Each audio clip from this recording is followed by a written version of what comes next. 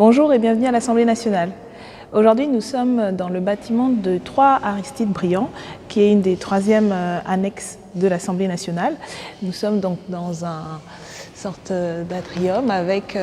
vous le voyez, la fameuse citation qui dit « Partout où ses membres sont réunis, là est l'Assemblée nationale ». Donc c'est un très beau bâtiment, très moderne,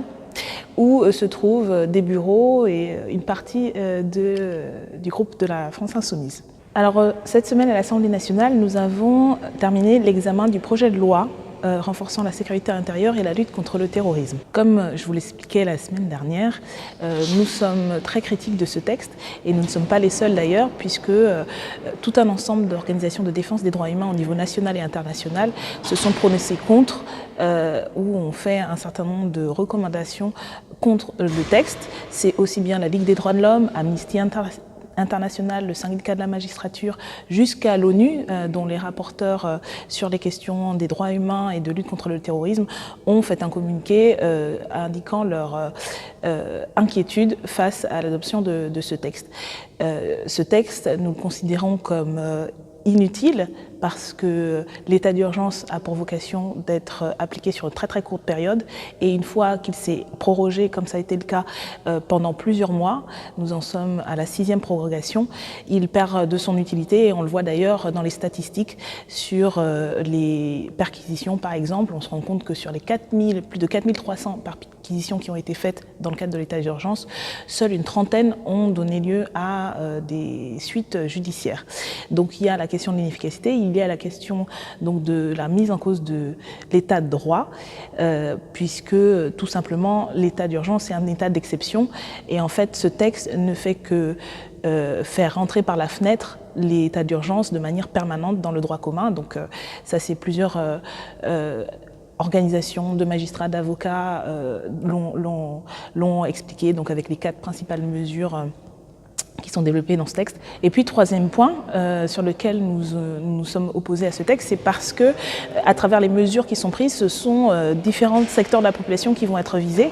et victimes des amalgames qu'il y a aujourd'hui malheureusement dans le débat politique sur la question de la lutte contre les actes terroristes. D'abord les personnes de confession musulmane, puisqu'il y a un article qui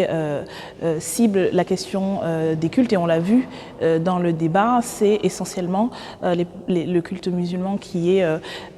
implicitement visé et l'amalgame qu'il y a maintenant depuis trop longtemps sur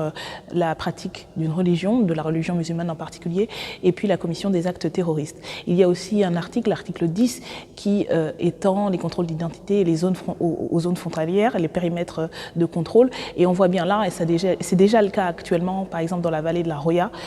où ce sont les populations migrantes qui sont ciblées. Donc voilà, c'est pour toutes ces raisons que nous nous sommes opposés à ce projet de loi. Nous avons mis en avant un certain nombre d'amendements de suppression, mais aussi des amendements de proposition. Parmi les amendements de proposition que nous avons présentés lors de l'examen de la loi, des amendements concernant les contrôles d'identité pour prévenir les contrôles au faciès. Nous avons proposé de mettre en place un récépissé de contrôle d'identité et de permettre à ce qu'il y ait un encadrement plus fort de ces pratiques. En effet, aujourd'hui, c'est connu et surtout scientifiquement prouvé qu'il y a dans les contrôles d'identité menés par des forces de police des discriminations, puisque une personne noire, une personne arabe ou perçue comme telle ont 3 à 10 fois plus de chances, parfois même un potentiel encore plus, d'être contrôlés par les forces de police. Et donc c'est pour mettre un terme à ces pratiques qui risquent de se multiplier, étant donné les prérogatives élargies que la loi donne aujourd'hui aux forces de police, que nous avons avec mes collègues François Ruffin, Caroline Fiat, Alexis Corbière, présenté ces amendements qui nous semblent essentiels. C'est la démarche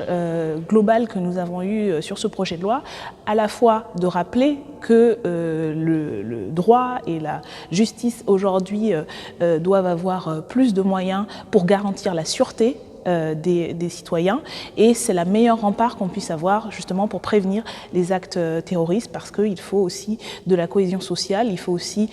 du temps pour mettre à plat tous les dispositifs qui existent, et c'est dans cet esprit que nous avons mené cette bataille. Ça n'a pas été évident, ça a été une semaine assez éprouvante, notamment face aux attaques de la droite, de l'extrême droite et même d'une partie de députés d'En Marche, tel Manuel Valls, qui a cru bon de nous affubler d'anathèmes de toutes sortes, certainement pour faire oublier son propre bilan et l'échec de la politique qu'il a pu mener, qui a plus renforcé, de notre point de vue, les tensions sociales qu'elle ne les a diminuées. Bref, nous aurons donc la semaine prochaine en fait le vote solennel de la loi, puisque nous avons terminé les travaux hier soir, et le vote se fera en assemblée la semaine prochaine, donc mardi, où si vous suivez les débats parlementaires sur la chaîne LCP, vous pourrez entendre notre explication de vote face à ce projet de loi, où nous voterons donc mardi contre ce projet de loi en expliquant ce que je viens de vous dire là. Alors cette semaine, la question écrite que j'ai adressée au ministre de l'Intérieur concernant les mineurs étrangers isolés a été enfin publiée sur le site de l'Assemblée nationale. Donc vous pourrez lire tout le détail sur ma fiche de député qui se trouve sur le site officiel de l'Assemblée nationale. Nous avons aussi diffusé cette question sur les réseaux sociaux. Alors de quoi s'agit-il? Il s'agit en fait d'une question qui interpelle le ministre de l'Intérieur sur la prise en charge des mineurs isolés non accompagnés. Il se trouve qu'il y a eu, il y a quelques mois, et la situation n'est pas encore complètement résolue, il y a eu l'arrivée dans notre circonscription, notamment dans le 18e arrondissement, de plusieurs mineurs isolés, des mineurs des fois très très jeunes, étrangers, qui se sont retrouvés en déshérence dans la rue et sans que les structures correspondantes puissent et les moyens en fait d'intervenir. Ça a été l'action d'habitants, d'associations et puis des pouvoirs publics locaux qui ont permis de prendre en charge finalement ces personnes. Et en fait, quand on y regarde de plus près, il apparaît en fait, il y a aujourd'hui 13 000 mineurs isolés qui sont pris en charge, qui sont censés être pris en charge par les conseils départementaux. Mais malheureusement, les moyens pour cette prise en charge ne sont pas au rendez-vous, ce qui explique voilà, les difficultés de ces structures et explique aussi le fait que quand il y a, comme il y a eu dans le 18e, l'arrivée d'un certain nombre de ces très jeunes enfants, parfois, ils ne puissent pas être pris en charge. Je vous renvoie sur cette question donc à ma question écrite, et puis il y a un rapport en fait de la Commission des affaires sociales du Sénat qui revient sur le bilan de la situation et qui alerte donc des difficultés de ces structures à prendre en charge au niveau départemental, et donc ça signifie qu'il y a de la part de l'État une responsabilité extrêmement forte pour pouvoir intervenir, et c'était l'objet de ma question sur ce sujet. En parlant de l'actualité également sur notre circonscription, nous avons continué cette semaine à intervenir sur la question des contrats aidés, puisque nous avons rencontré l'équipe de Emmaüs Défi, qui fait partie donc de l'association Emmaüs dans le 19e arrondissement. Leur site se trouve rue Archereau, à l'angle de la rue Archereau et de la rue Curial. Et donc c'est une structure Emmaüs qui permet notamment la réinsertion et la prise en charge de publics qui sont éloignés de l'emploi. Donc ça a été l'occasion lors de cette visite à la fois de rencontrer les équipes qui animent ce site Emmaüs, et puis d'entendre leurs problématiques, notamment sur la question des contrats aidés, puisqu'une partie de leur équipe d'encadrement est aujourd'hui touchée par le gel annoncé des contrats aidés. Ça a été une visite très instructive. Nous allons continuer de toute façon à travailler ensemble, puisque je me rendrai également la semaine prochaine à Emmaüs Défi et à l'anniversaire de leur initiative. C'est vraiment très important pour moi d'être en contact avec les associatifs qui sont sur le territoire de la circonscription parce que ça met en lumière des expériences extrêmement intéressantes, enrichissantes et ça permet de pouvoir relayer ces questions, de pouvoir illustrer ce que nous défendons. Sur la question des contrats aidés par exemple, nous disons qu'il faut permettre aux structures de pouvoir proposer des emplois stables, qu'il y a certainement des limites à ces contrats mais qu'en attendant c'est ça qui permet de faire tourner un certain nombre de structures qui font un véritable travail d'encadrement et d'insertion et donc ça c'est très important pour le lien social et puis pour la relance de l'activité parce que tout le monde peut participer à l'effort collectif, au travail et ces structures permettent et ces statuts permettent de le faire. Nous mettons aussi en avant le fait que par exemple quand l'emploi donne 10 000 € pour mettre en place un contrat aidé, il en donne plus de 200 000 pour les exonérations de charges fiscales du CICE. Donc on voit bien qu'il y a un choix politique qui est fait, dans quelle direction on va permettre une intervention de l'État, pas celle des besoins sociaux et écologiques, plutôt celle des exonérations fiscales pour les patronats. Alors oui, donc nous allons continuer à suivre et à rencontrer des associations pour être au plus près des réalités de ce secteur-là. Et puis sur la circonscription, bien sûr, il y a l'actualité sociale aussi. Alors, comme vous le savez, le 23 septembre dernier, samedi dernier, a eu lieu une très grande et très belle mobilisation à l'initiative de la France Insoumise, une grande marche contre ce que nous avons appelé le coup d'État social et à laquelle se sont jointes des dizaines, des centaines de milliers de manifestants venus de toute la France, manifestants et manifestantes. Nous étions 150 000 dans les rues de Paris, aux côtés également d'associations, de syndicalistes, puisque cet appel à la marche a été entendu par d'autres forces sociales et politiques, des personnalités comme Benoît Hamon, des organisations comme la Fondation Copernic, Attac, bref, un très bel arc de force unitaire qui a permis de montrer que la mobilisation sociale reste forte. D'ailleurs, elle a été suivie cette semaine par la mobilisation des retraités, qui était aussi très importante et où nous étions présents, comme nous sommes présents depuis le début de la rentrée aux côtés des organisations syndicales et de toutes les forces qui se mobilisent actuellement. Donc ce samedi, c'est dans la continuité de ces appels à mobilisation où ce sera une forme d'action citoyenne organisée localement. Lors de la marche du 23 septembre, Jean-Luc Mélenchon, au nom du groupe de la France Insoumise, a aussi fait un appel à toutes les forces sociales et politiques pour organiser une manifestation d'ensemble pour pouvoir mettre un coup d'arrêt à la régression sociale qui a lieu et qui va avoir lieu sur la question du coût du travail. Pour information, la bataille, comme l'a dit Jean-Luc Mélenchon, ne fait que commencer puisque le projet de loi de ratification des ordonnances va être présenté à l'Assemblée nationale dans le courant de l'automne. Donc, les ordonnances, même si elles sont effectives, puisque le président Macron les a signées il y a quelques jours, ne se font pas encore force de loi et peuvent encore être abrogées si le débat parlementaire a lieu jusqu'au bout et que nous sommes en mesure d'en convaincre une majorité de députés. C'est bien sûr ce que nous ferons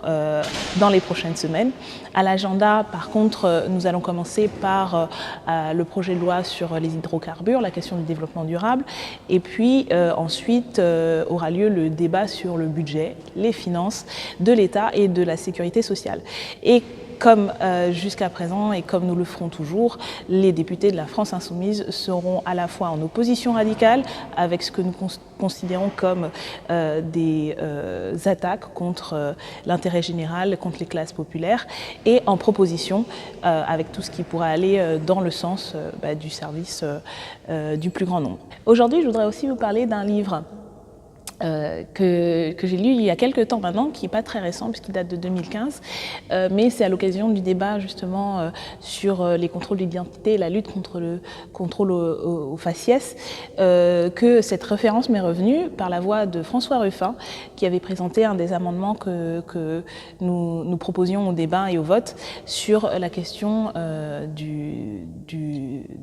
des contrôles d'identité et de l'encadrement de cette pratique-là. Donc il s'agit du livre de Ta-Nehisi Coates qui s'appelle Between the World and Me. En français, la traduction c'est Une colère noire. Mais je vous conseille, si vous le pouvez, de vous procurer la version en anglais parce que la langue de Ta-Nehisi Coates est vraiment très très belle et son écriture est très très belle. Alors de quoi parle ce livre? En fait, c'est une lettre écrite par Ta-Nehisi Coates qui est un essayiste, un journaliste afro-états-unien, et c'est une lettre qu'il écrit à son fils pour lui parler, en fait, lui transmettre son expérience et sa réflexion sur la question des discriminations et la manière dont lui il appréhende et dont il espère son fils saura appréhender le fait d'être un homme noir dans un monde aux États-Unis d'Amérique où sa couleur de peau, son genre sont des marqueurs de discrimination forte. Et donc ça fait notamment référence à un poème de Langston Hughes. Le style de ce livre a fait beaucoup penser au moment de sa parution à celui de James Baldwin, qui est un très grand essayiste afro-états-unien également, et qui avait la même méthode en fait dans les années 60 où il a écrit une lettre à son neveu justement pour parler de cette question forte. C'est un livre donc Between the World and Me qui est sorti à l'occasion, enfin, pas à l'occasion, mais dans le contexte des grandes mobilisations qui ont eu lieu aux États-Unis contre les violences policières suite à la mort d'un certain nombre de jeunes hommes noirs aux mains de la police, et voilà, qui a fait